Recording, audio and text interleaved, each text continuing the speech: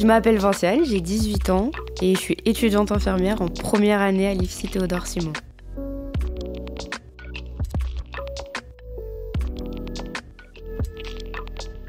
L'étudiant expert, un podcast original de l'IFITS. Un podcast par les étudiants infirmiers pour les étudiants infirmiers.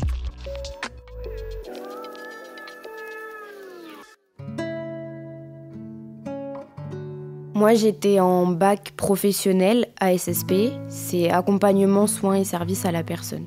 Alors à la base, c'est pas ce que je voulais faire. Je voulais aller en ST2S, mais on m'a redirigée vers la SSP, qui est un bac qui allie les stages et le théorique.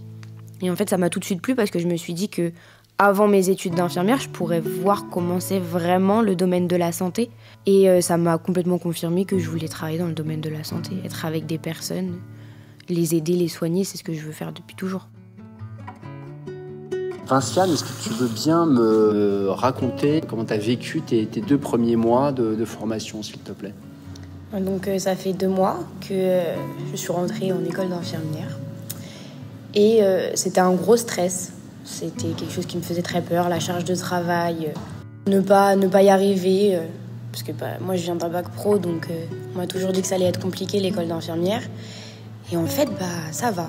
Franchement, c'est très intéressant pour le moment. J'aime ce que je fais et j'aime ce que j'apprends.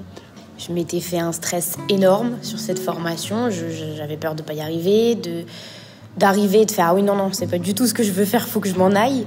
Et en fait, non.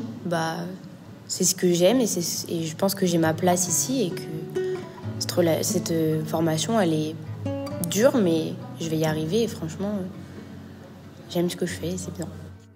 De façon générale, j'ai plutôt bien vécu mon premier semestre. Je m'attendais à pas ça.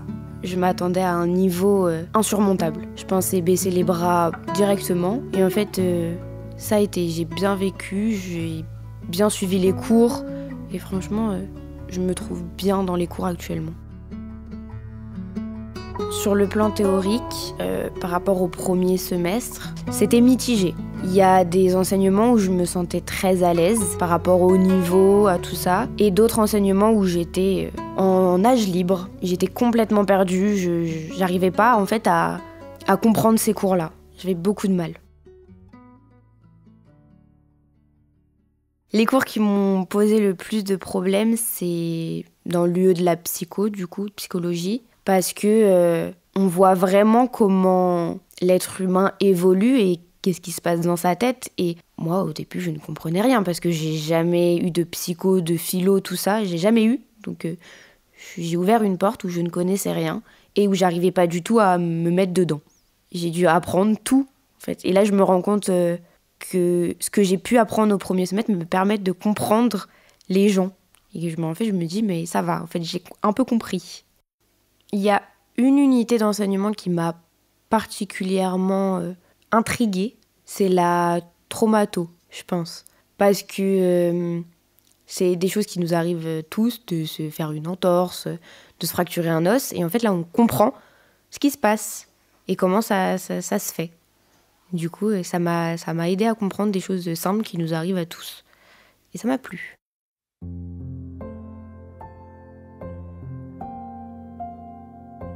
Par rapport à la psychologie, ce que j'ai pu faire pour essayer de mieux comprendre, déjà, c'est énormément de recherches. Beaucoup de recherches tout le temps. En fait, dès que je rentrais chez moi que je comprenais pas, je faisais des recherches. J'essayais de comprendre, de regarder des vidéos ou même de poser des questions parce que dans mon entourage, j'ai beaucoup d'infirmières et des infirmières en psy. Donc elles ont pu m'aider à comprendre certaines choses, à m'expliquer beaucoup plus simplement ce que je comprenais pas. Donc moi, je fais de l'haltérophilie comme sport depuis 7 ans.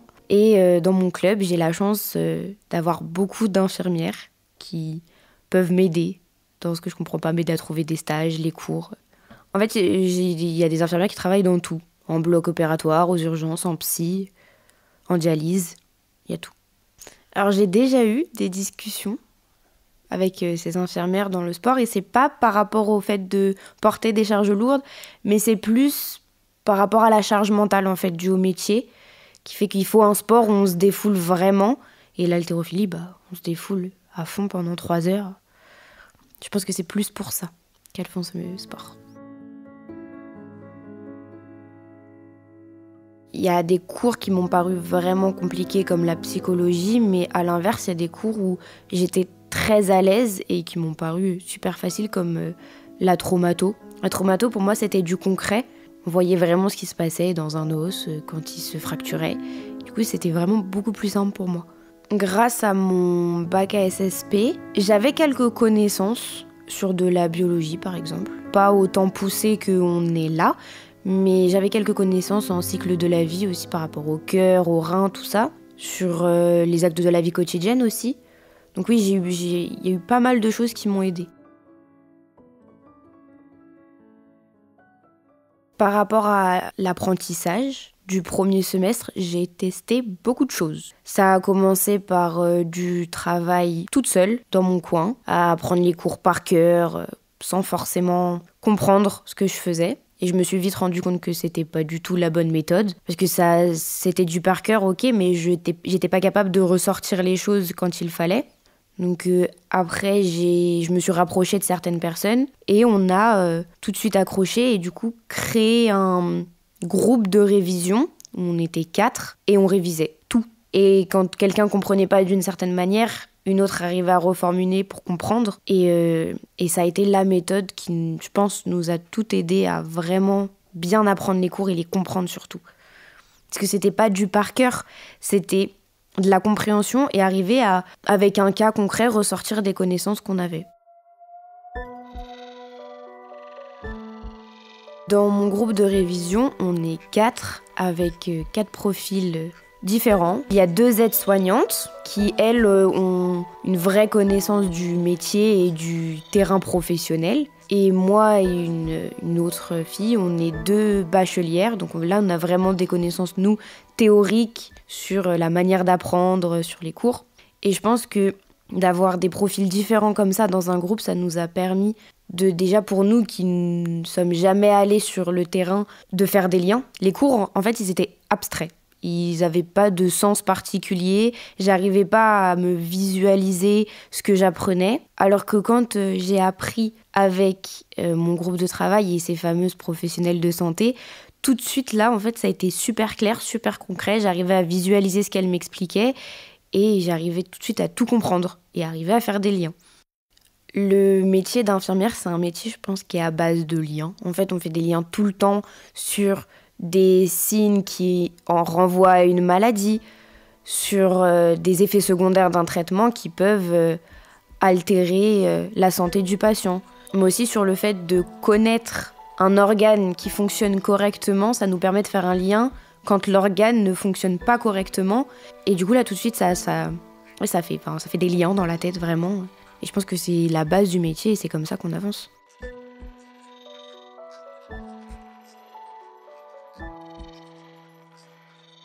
Pendant le premier semestre, j'ai rencontré des difficultés, surtout par rapport au rythme de travail. C'est un rythme qui est complètement différent du lycée, parce que le lycée, c'est 9h, 15h tous les jours et ça va. Alors que l'IFSI, c'est 8h, 17h30 et c'est 8h, 17h30 à fond.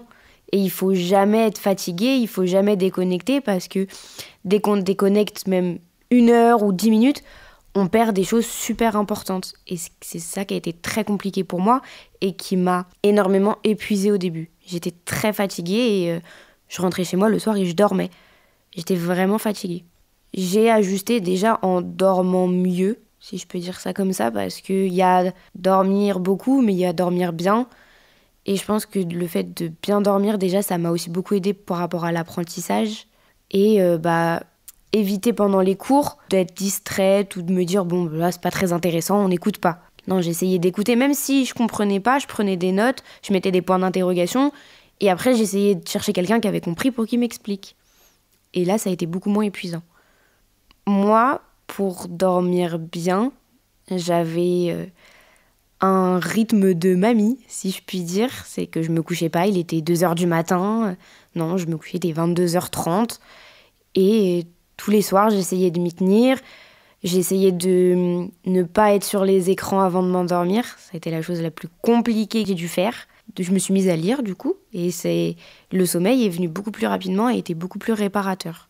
J'ai tout de suite, enfin pas tout de suite, quand j'ai commencé à prendre un rythme, j'ai senti la différence, c'est-à-dire que j'étais moins fatiguée pendant les cours, je piquais plus du tout du nez, et les cours rentraient dans ma tête beaucoup plus facilement.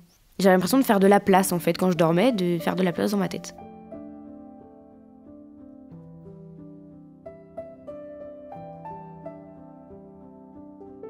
Alors moi, quand je suis rentrée à l'IFSI, je faisais déjà de l'haltérophilie depuis quelques années et mon souhait, c'était de ne pas arrêter le sport. Parce que le sport, c'est nécessaire pour moi. Il faut que je bouge, il faut que je me dépense pour me vider la tête. Et au début, ça a été compliqué de maintenir mon sport, parce que je m'entraîne beaucoup. Ça a été compliqué. Et après, c'est devenu nécessaire. Cette bulle d'air en sortant des cours où je ne pensais pas à la biologie, aux ions, aux électrons, où juste je pensais à me dépenser et à me vider la tête. Ça a été vraiment nécessaire et j'en ai eu besoin et j'en ai toujours besoin et je ne suis pas prête d'arrêter.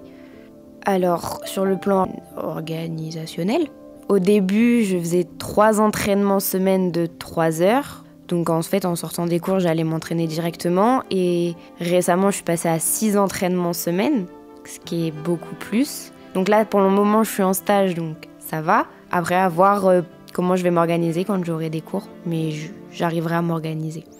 Alors, j'arrive à compartimenter. C'est que j'arrive à mettre des cases dans ma tête où j'arrive au sport, je suis plus étudiante infirmière. Je suis sportive d'haltérophilie et je ne pense pas à mes cours parce que si je me mets à penser à mes cours, c'est terminé, ma séance elle est finie, elle ne sert plus à rien. Donc je pense pas du tout à mes cours pendant mes entraînements. J'y repense en sortant, mais pas pendant. Sinon, ça me déconcentre tout de suite et ça sert à rien de continuer parce que j'aurai la tête occupée. Tu vas partir en stage, là ? Tu sais dans quoi tu vas partir en stage ? Oui, j'ai trouvé un EHPAD à Gagny. Comment tu le vois, ce stage, avant de partir ? Parce que alors, je sais qu'en SSP, tu m'avais dit la dernière fois, tu m'avais un peu corrigé, tu m'avais un peu mouché, tu m'as dit « monsieur, j'ai fait des trucs ». Bon, là, tu vas vraiment partir sur un stage de 5 semaines, c'est ça ? 5 semaines. 5 semaines. Est-ce qu'il y a des choses que tu redoutes ? Est-ce que tu es super motivé avant d'y aller ? Comment tu vois les choses ?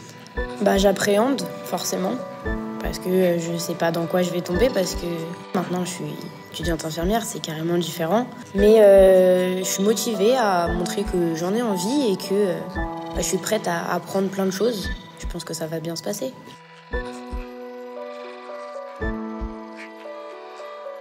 Mon stage du premier semestre, je l'ai réalisé en EHPAD. C'était un choix personnel, donc c'est moi qui ai fait la démarche de trouver ce stage. Et il a duré 5 semaines.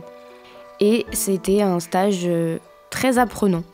J'ai choisi la gériatrie en premier stage, déjà pour avoir le rôle propre directement d'une infirmière. Donc acte de la vie quotidienne, soins de nursing, pour directement m'apprendre ça en première année, en premier stage, comme ça c'était fait. Et par rapport au fait que c'était plutôt un lieu de stage, entre guillemets, tranquille. Donc pour un premier stage, pour une première année, je pense que c'est bien l'EHPAD. Donc je travaillais en 7 heures. J'ai été au départ formée par les aides-soignantes à tout ce qui est soins de nursing, donc les toilettes, les réfections de lit, les actes de la vie quotidienne. Ensuite, j'ai travaillé avec les infirmières où là, j'ai vu vraiment le métier d'infirmière en EHPAD. Donc distribution des médicaments, prise de glycémie, surveillance. Et ce stage, il m'a permis d'abord de comprendre le rôle propre d'une infirmière, donc acte de nursing, et le rôle prescrit et savoir faire la différence entre les deux, d'apprendre des familles de médicaments, en fait d'apprendre les bases. J'ai fait un stage où j'ai appris des bases.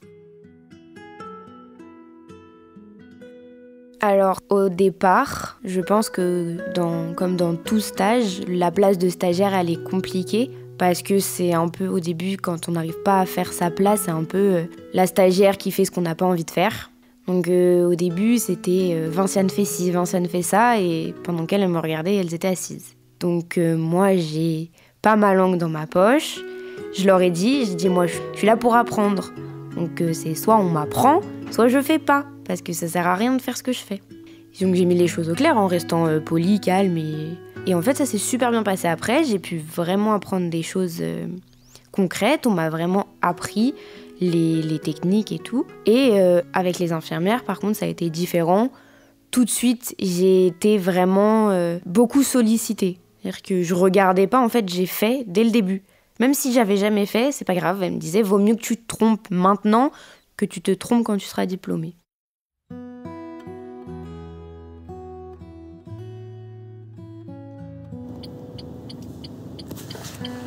Salut. Salut. C'est pas trop dur? Ah si. C'est dur le matin? Ah ouais, trop. C'est trop dur? Oui. Tu te lèves à quelle heure? 5h40. Ouais. Et tu viens à pied, c'est ça? Non, je viens en voiture. T'as ton permis? Oui. Ça y est? Oui. C'est tout récent? Ça fait un mois déjà. Ah ouais, d'accord. Bien. C'est pas trop stressant de prendre ta voiture le matin, ça va, sous la pluie? Ouais, Tes la nuit. premières semaines de conduite, ça doit pas être toujours facile. Non, c'est un peu stressant, mais ça va. D'accord. Tu mets combien de temps pour venir le matin? 10-12 minutes. Ah, t'es une voisine, quoi. Ouais. Donc ça, c'est l'avantage, c'est que la distance est courte. Ah oui, c'est pour ça que j'ai choisi cette époque aussi. D'accord. Tu prends ton poste à 7 heures. Et pour l'instant, ça te plaît? Bah là, Tu hier... me dis un peu ce que tu fais? Bah, du coup, hier, j'ai commencé avec les infirmières vraiment. Parce qu'avant, j'étais plus avec les aides-soignantes pour voir les soins nursing. Et bah, ça m'a plu, hein. C'était de la toilette et le rôle propre de base, en fait. Et hier, du coup, j'ai commencé à vraiment voir tout ce qui était les médicaments, les soins, donc les pansements, tout le rôle de l'infirmière, autre que les toilettes et tout ça. L'accueil? Oui, ça va, ça dépend. Ça dépend des personnes. Il y en a qui nous voient vraiment comme des stagiaires, donc comme de la main-d'œuvre un peu gratuite, on va dire. Et d'autres qui sont vraiment là pour nous apprendre. Ton expérience auprès des résidents, comment ça se passe? Ah, moi j'aime bien. Moi, les personnes âgées, j'aime bien. Je trouve qu'on s'y attache vite. Et que malgré les générations qui nous séparent, je trouve qu'ils sont super gentils. Donc moi j'aime bien les personnes âgées. C'est cool. Tes premiers mois et ce stage correspondent à ce que tu attendais? Tu voyais les choses comme ça? Alors le métier d'infirmière en EHPAD, je le voyais pas du tout comme ça. Pas du tout. Je pensais vraiment que c'était beaucoup plus ennuyant. Enfin, qu'on voyait moins de choses que ça. Donc j'ai été agréablement surprise. Mais sinon, dans l'ensemble, oui, je m'attendais à ça, mais... à faire moins de choses, en fait, à plus m'ennuyer. En fait, pas du tout. Ce qui est dur le matin, c'est de se lever. Après, ça va, je finis à 14h30, donc j'ai l'après-midi tranquille. Mais non, pour l'instant, non, ça va, c'est pas trop long. Alors l'après-midi, tu fais quoi de ton après-midi? Je travaille. Je révise pour les partiels. Et je fais le partiel d'hygiène et tout ce qu'on doit rendre autour de stage. D'accord. Est-ce qu'il y a des moments où l'après-midi, tu as envie de faire une sieste plutôt que de réviser? Ah oui, tout le temps. Mais je m'octroie quand même du temps pour me reposer et du temps pour travailler, parce que sinon, je tiendrais pas. Tu te lèves très tôt, est-ce que tu arrives à te coucher tôt? Parce que quand on est jeune, on a tendance à vouloir se coucher tard en général. Ah non, Non, ouais, toi, vraie mamie. Ah ouais, une vraie mamie? Ah ouais, 22h, je suis couchée. Je suis fatiguée parce que, en plus, le soir, je vais au sport, donc ça me fatigue encore plus. C'est toi qui as donc choisi ton stage, qui a demandé. Ça s'est passé comment? Ça a été compliqué parce que j'ai envoyé des dizaines et des dizaines de lettres de motivation et de CV. Et on m'a répondu beaucoup de temps après, mais du coup, j'ai été prise ici que là, alors que j'avais envoyé plein de demandes. Je vais pas te mettre en retard, parce que t'aimes bien arriver un petit peu en avant, j'imagine. Je t'accompagne jusqu'à l'entrée. Donc ce matin, il pleut. Il fait froid. Là, je vois. Et l'entrée est juste là, c'est ça? Ouais. C'est pour ça que je pouvais pas me garer. C'est pour ça. Alors ça se passe comment quand tu arrives le matin? Il y a un petit café d'abord ou c'est direct, tu prends ton poste Je me change et je vais direct aux transmissions. Et après, je commence par le tour des médicaments. Et les patients, les résidents le matin, ils sont déjà réveillés ou ils se réveillent tout doucement? Comment ça se passe? Ça dépend, il y en a qui se réveillent et il y en a qui sont fatigués, donc qui dorment un peu plus. Mais en règle générale, non, ils sont réveillés de bonne heure quand même. D'accord. Il y a combien de résidents ici? Au total, il y en a 110. 110 résidents. Et toi, t'en as combien À ma charge, j'en ai 3 à mon étage. D'accord. Bon, pour l'instant, t'es contente? Oui. Bon, bon courage. Merci. Et merci à toi d'être venu un petit peu plus tôt ce matin pour témoigner. Allez, bonne journée à toi.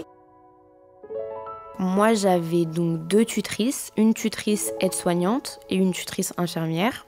Pour la tutrice aide-soignante, ça a été compliqué parce que j'étais pas dans son roulement. Donc ça a été un peu mal fait, mais le peu de fois où je la voyais, elle était très bienveillante. Elle me demandait toujours si mon stage se passait bien, si avec l'équipe ça allait. Et très bienveillante, elle m'expliquait plein de choses sur les peu de fois où on se voyait. Donc ça, c'était bien. Et ma tutrice infirmière, en fait, c'était la cadre de santé. Donc là, je la croisais jamais, j'étais jamais avec elle. Mais du coup, ça a peu à peu dérivé que mes tutrices deviennent les infirmières de l'EHPAD. Et elles m'ont vraiment bien accueillie, elles m'ont appris les bases. Et elles ont été vraiment bienveillantes, même si je connaissais rien et que au début, ça fait peur de faire certaines choses. Ça fait peur de faire une glycémie capillaire, on a peur de faire mal. Mais elles m'ont bien expliqué, elles m'ont accompagnée. Et ouais, je suis arrivée, j'avais pas de connaissances plus que ça. Je suis ressortie, je savais faire plein de choses. Quand on pense personne âgée, je pense que ça fait peur à énormément de monde, alors que moi, pas du tout. Même si elles ont des pathologies qui font qu'elles perdent la tête ou elles perdent la mobilité, tout ça, en fait, je les considère comme des êtres humains. Je les vois pas par leur maladie, je les vois comme les personnes qui sont. Et je pense que c'est ce qui fait que j'ai un rapport très facile avec eux. C'est-à-dire que moi, en fait, la personne âgée, elle a beau être sénile, elle a beau parler mal, tout ça, j'arrive à les adoucir. Et pendant mon stage, on m'a dit que j'étais une magicienne parce qu'il y avait certaines personnes âgées qui parlaient pas, qui étaient aigries, qui étaient méchantes. Et en fait, avec moi, c'était des nounours. Mais parce que je pense que c'est ce côté empathique que j'ai qui fait que j'arrive à avoir un relationnel particulier avec les personnes âgées. Et moi, j'adore les personnes âgées. Je pense que c'est leur histoire de vie. C'est des personnes tellement humaines. Et souvent, les personnes âgées, elles ont vécu des choses, mais elles ont eu des vies pas simples. Et quand elles parlent de leur vie, quand elles parlent de leur vécu, c'est tellement intéressant. C'est des personnes qui sont tellement intéressantes, qui m'ont apporté beaucoup de choses. Moi, j'ai que 18 ans, eux, ils en avaient 80. Quand elles parlent de la vie, que tout n'arrive pas sur un plateau d'argent, moi, ça m'a fait grandir. Donc, avant de partir en stage, en EHPAD, je m'étais déjà un peu préparée, fixé des objectifs, des attentes aussi par rapport à ce stage. Je m'étais fixé de valider la compétence 3, donc, qui est tout ce qui est acte de la vie quotidienne. Je m'étais fixé aussi de réaliser des actes infirmiers plutôt simples, on va dire. Donc, prise de constante, glycémie capillaire, perfusion sous-cutanée, des choses plutôt simples, mais qu'il fallait que je fasse et qu'il fallait que je voie, qu'il fallait que j'apprenne. Et j'ai réussi à les valider et à les acquérir.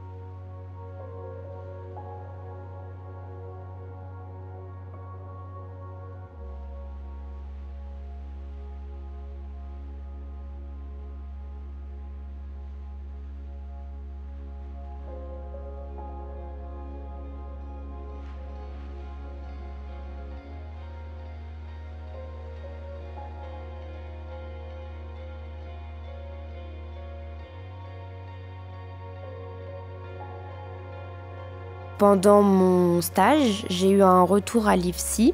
Donc ADS, analyse de situation, où on était en petits groupes et on a pu chacun évoquer une situation qui nous a interpellés en stage. Et c'est ma situation qui a été choisie, on a pu en discuter et on a pu, grâce à ça, voir les différents points de vue des étudiants. Et c'était intéressant parce qu'on n'avait pas tous la même vision de la situation et on n'avait pas tous la même conclusion. Et pour moi, ça a été intéressant parce que je me suis rendu compte qu'en fait, on est tous soignants, mais on réfléchit, futurs soignants, et on réfléchit tous différemment. Et c'est super intéressant de voir ça.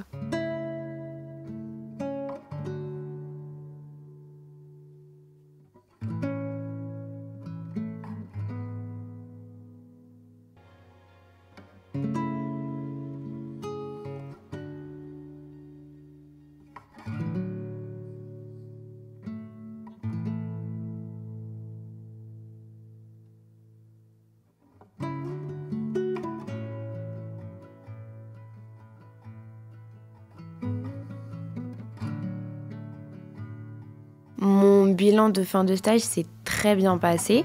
Donc il y avait mes tutrices infirmières et la cadre de santé qui m'ont toutes notées ensemble, comme j'avais été avec toutes. Et ce qui en est ressorti, c'est que j'étais plutôt motivée comme étudiante, que j'avais envie d'apprendre, que j'étais très souvent dans la demande. Ce qu'il faut en fait en tant qu'étudiant, même si des fois on a l'impression de déranger, je pense qu'il faut toujours aller voir les professionnels et dire « Est-ce que je peux aider ? Est-ce que je peux faire ça ? Est-ce que je peux essayer ?» Parce que c'est comme ça qu'on apprend. On apprend en regardant, certes, mais on apprend surtout en faisant. Et c'est ce qui en est ressorti. Et elles étaient très satisfaites de mon stage.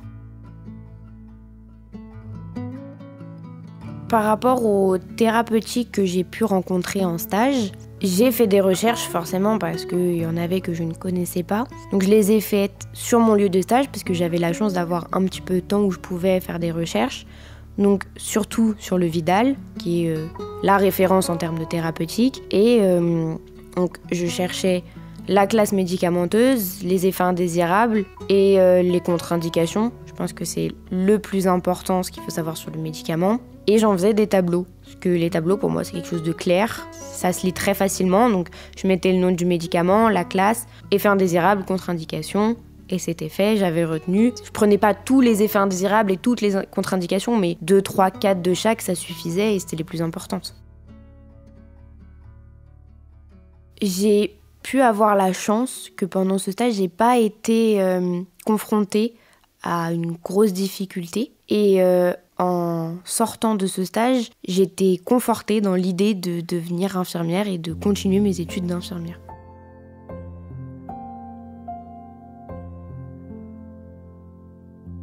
Moi, on m'a vendu la formation d'infirmière comme une formation pour un bac professionnel impossible. Ça veut dire qu'en sortant d'un bac professionnel, on est incapable de devenir infirmière. Le niveau est trop dur, on n'a pas les capacités, on n'a pas les connaissances pour.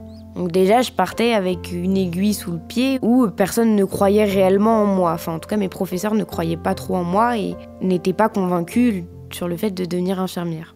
Et quand j'ai été acceptée et que je suis arrivée à l'IFSI, forcément, il y avait un gros stress sur la difficulté. Et je pense que je me suis mis un tel stress et une telle pression qu'il fallait que je prouve aux autres et à moi-même que j'étais capable. En fait, je pense que j'ai tellement travaillé que la difficulté, elle était là, oui, mais pas autant que comme on me l'a dit. Moi, je pensais que j'allais tous les soirs pleurer tout ce que j'avais à pleurer parce que je n'y arrivais pas. Pas du tout. Oui, il y avait des trucs où j'y arriverais pas, mais c'était pas grave. Il y avait des trucs où c'était super facile, je comprenais tout. Et en fait, c'est pas si dur que ça. C'est dur, oui, forcément, parce que c'est le métier d'infirmière, c'est compliqué, mais c'est pas insurmontable.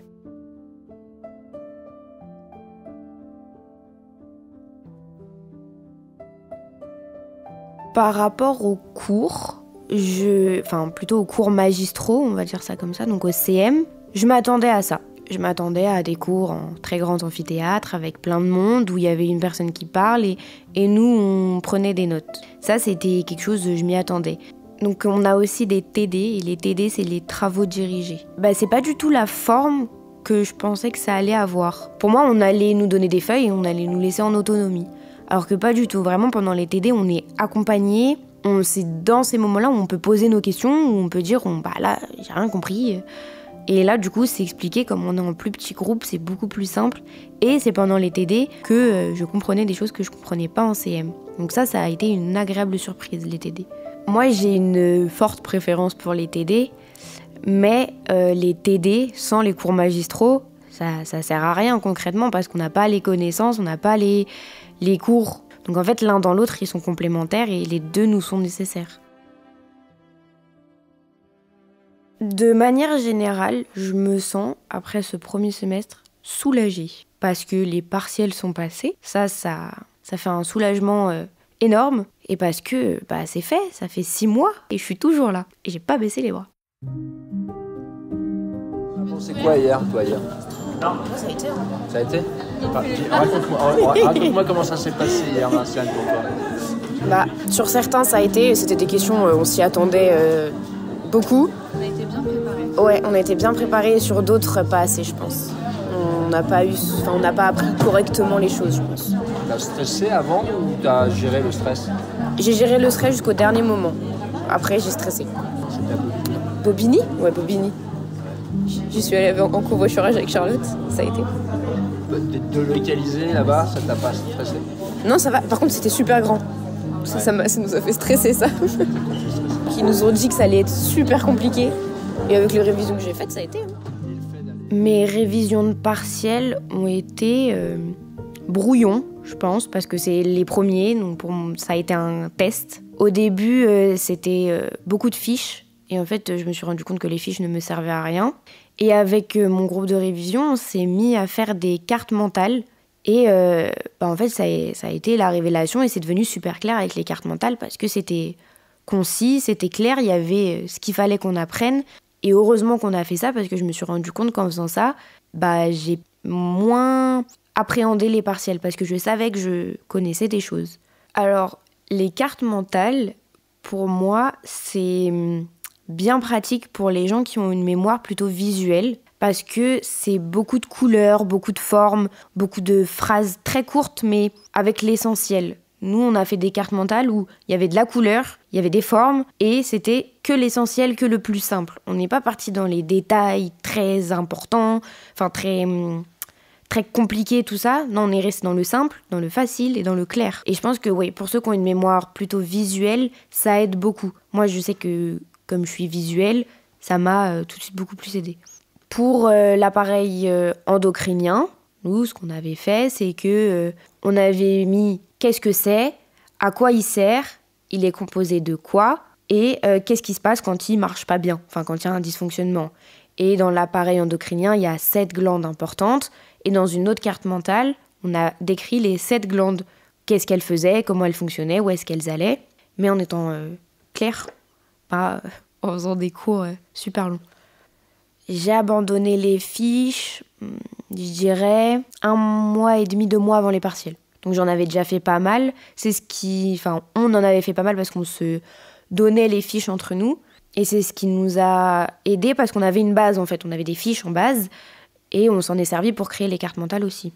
Donc heureusement qu'on avait fait des fiches. Donc l'un n'empêche pas forcément l'autre. C'est-à-dire qu'une fiche, c'est beaucoup de phrases, beaucoup de mots très écrits, très rédigés. Et en fait, c'est ce qui peut servir de base en carte mentale. C'est qu'une fiche peut devenir une carte mentale plus petite et plus claire. Donc l'un n'empêche pas l'autre. On peut commencer en faisant des fiches et après passer aux cartes mentales. Alors, les révisions les plus dures, donc 2-2, la cycle de la vie et grande fonction, on a fait en groupe de 4. Et tout ce qui est révision un peu plus légère, pharmaco, traumato, on a fait en binôme. Et par rapport aux révisions vraiment légères, la déontologie, tout ça, je l'ai fait toute seule. On les a fait toutes seules, toutes de notre côté, parce qu'on savait que ça c'était clair, qu'on n'avait pas besoin de réexpliquer et que c'était quelque chose de plutôt concret et que ça allait. Sur le plan humain, d'avoir créé des liens avec ce fameux groupe de travail, ça m'a vraiment aidée parce que je sais qu'il y a des gens sur qui je peux compter et que si je les regarde et que je fais ça va pas, là j'ai plus envie, je veux plus, et je sais qu'elles seront là et qu'elles m'aideront et que dans ces moments-là on se soutiendra tous Et c'est génial d'avoir ça. Je pense que dans cette formation, faut pas être seul. Je pense que si on est seul, on peut avancer, mais ça peut être dur. Alors que si on est plusieurs, on peut tous se reposer les uns sur les autres et c'est ce qu'il faut. À l'IFSI, je me sens plutôt bien. Je trouve que, en fait, on est tous solidaires les uns envers les autres entre formations. Pas que les infirmiers entre eux ou les aides-soignants entre eux. Tout le monde, en fait, a ce côté solidaire qu'il faut avoir quand on est soignant. Et ça a une forme d'apaisement, je trouve. Même les formateurs, je trouve qu'ils ont... c'est pas comme des professeurs à l'école ou des choses comme ça, c'est différent. C'est des gens sur qui on peut vraiment compter, à qui on peut aller se confier, qu'on peut parler quand ça va pas, qui nous expliquent des choses quand on comprend pas. Et c'est bien d'avoir des formateurs comme ça. Mais malgré le fait qu'on soit nombreux et que des fois c'est compliqué parce que quand on se retrouve à être plein dans la cafétéria, c'est très compliqué. Mais sinon l'ambiance, non, elle est vraiment positive et c'est bien. Parce que je pense que c'est compliqué d'avoir une ambiance positive en cours universitaire. J'ai pu avoir l'occasion d'aller voir ma référente et les référents, en fait les formateurs, pour des questions de cours que je ne comprenais pas et qu'ils avaient dispensées. Donc je leur demandais de m'expliquer et franchement, quand on est 2 dans un bureau, c'est tout de suite beaucoup plus clair. Donc ça m'a beaucoup aidée. Et ma référente, des questions pratiques, des questions par rapport au stage, par rapport aux angoisses des cours. Et elle a su répondre à toutes mes questions, à toutes mes angoisses et ça m'a bien aidée. Donc au vu du premier semestre, j'ai 3 idées de peut-être futurs terrains où j'aimerais travailler. Il y a la cardiologie, la neurologie et les urgences. Je pense que c'est 3 terrains qui sont très formateurs, durs mais formateurs, je pense. Pour un début de carrière, ça peut être très intéressant.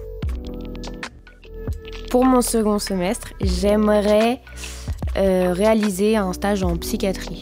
Peu importe le domaine de la psychiatrie. Je voudrais aller en psychiatrie parce que c'est un domaine qui me fait peur et dont j'ai envie de me débarrasser au début.